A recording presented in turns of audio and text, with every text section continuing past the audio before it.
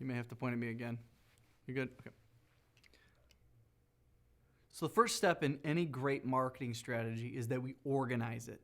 We can go out there and tell people messages and tell them stories and all the things that we're going to do for them, but unless we organize it, there's no way for us to repeat it. There's no way for us to create a continuous system of telling people how our product, our service, and our company are going to improve their life. And so what we want to do is we want to create a list of these questions that we're going to give you in just a second here, that every time you start a new marketing strategy, or every time you create a new proposal or a plan to go out and get new customers, you can repeat it. Just ask the same questions again, answer them, and it'll help create your strategy as we go through this. So how are we going to organize it? First and foremost, what is the story? What's the story? A lot of times we think about the product or the service and we just want to tell people about that, but tell me the story of how somebody would use that. Tell me the story of why they need it. Show me. We think of some of the greatest advertisements of all time, and they're stories. They're stories of people using the product or finding success by using it. One of the most powerful tools that often we use in marketing are testimonials, stories of other people who've used the product and succeeded. So before we even talk about the verbiage that we would use, what's the story? If you're a company and you're selling something that is a everyday product, obviously one of the greatest ways to carry a product forward is humor. People laugh and that connects emotionally with them, and it's a good experience. If you're selling more of a luxury product, you'll notice that most all luxury products, with very rare exceptions, hardly ever use humor. They want it to be a more serious event, something that people take seriously and is not something that's just flippantly spoken of. But what's the story? Secondly, what does success look like? Before you go out and give that marketing plan of what you're going to do, secondly, we need to know, what is success? Is success monetary? Is success a certain number of people interacting with the brand? Is success just simply getting more people to know that you exist?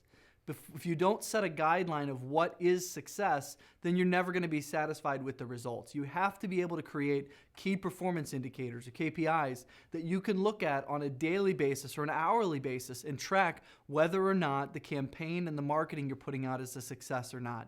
If you just simply expect that you're going to put something out there and not have a plan around it succeeding or failing, then you're just going to frustrate your entire team and everyone working on your marketing. Number 3, what will your audience get? The most important part of this entire practice is working with our customers.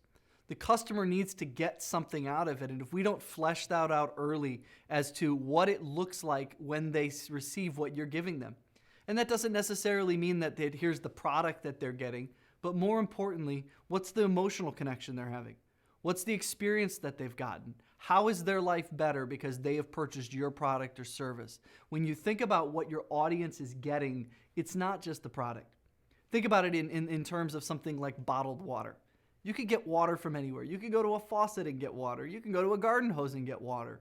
But when you think about what your customer is getting when they buy a bottle of filtered water, they're getting peace of mind that the water is clean. They're getting convenience by the fact that it's in a bottle ready for them to carry. The water may be chilled and ready to go because it was in a refrigerator, because it was in this case. They're not getting water. They're getting a convenience and they're getting peace of mind. Fleshing that out is so important. Number 4, what is the theme? What is the theme of this? Is this more of a serious time? Is this more of something where you're just giving them information and that information would then lead them to a purchase? Is this exclusively something where you're trying to invite them into the story and get them connected to the story that you're creating? If you've ever watched some of the commercials, they're mostly online for products like Poopery or products like Dollar Shave Club or so forth. The product is almost secondary to the humor.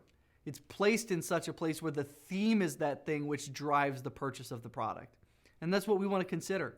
If your product, again, is seasonal, as we talked about before, then think about what themes are going to connect with that seasonal product.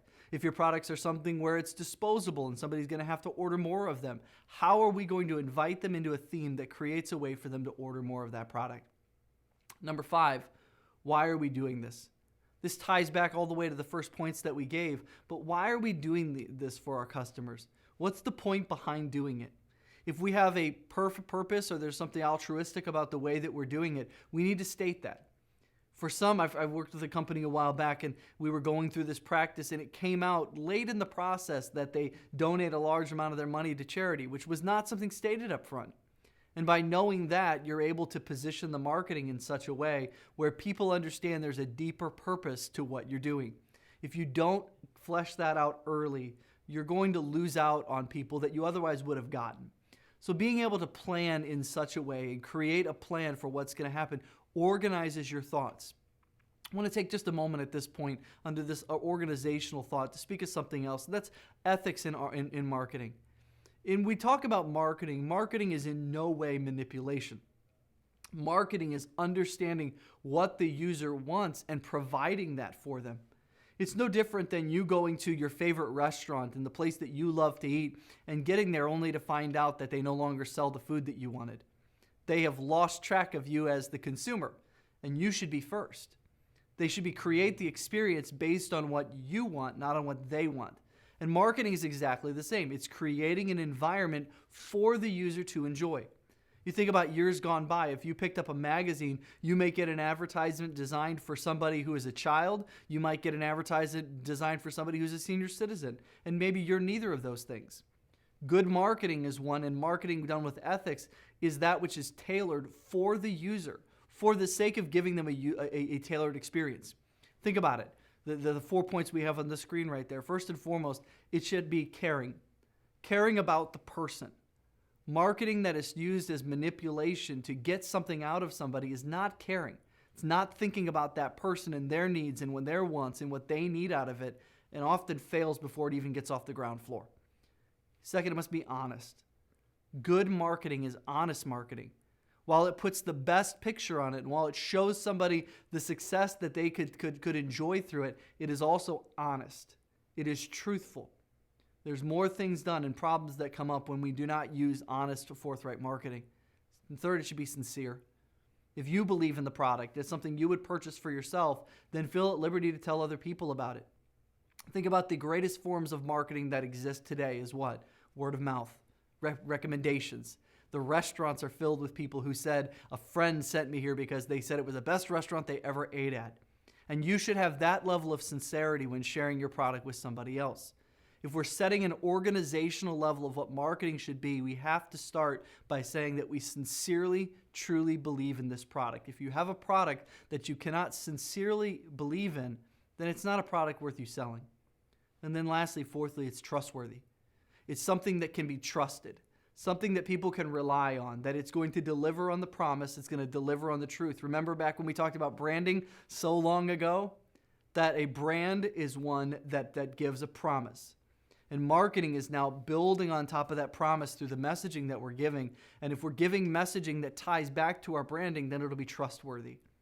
In all the things that we're going to talk about through these marketing channels and advertising and getting our message out to the audience around us, it's so important that we do these things with ethics. Just as much as we would expect a doctor or a lawyer or anyone else in a professional field to share their skills and their abilities with ethics and honor. Likewise, in marketing, we have to take the opportunity and the responsibility on ourselves to speak with ethics and honor, to be caring, honest, sincere, and trustworthy, and then to take that message and tell it to as many people as we possibly can. Good?